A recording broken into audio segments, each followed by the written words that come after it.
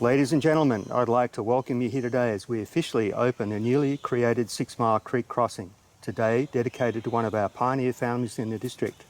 I name this structure the Ronald D Sivyer Bridge. And now please show your appreciation for the designer, engineer and manufacturer, Mr. Mark Presling.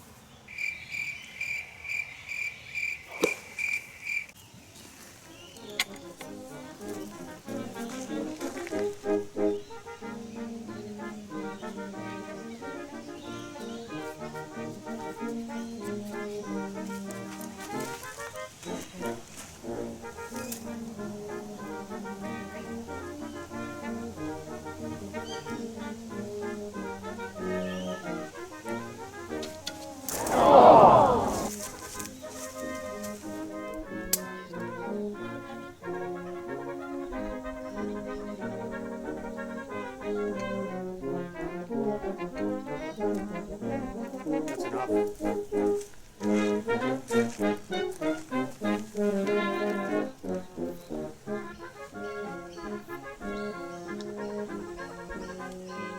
Go across.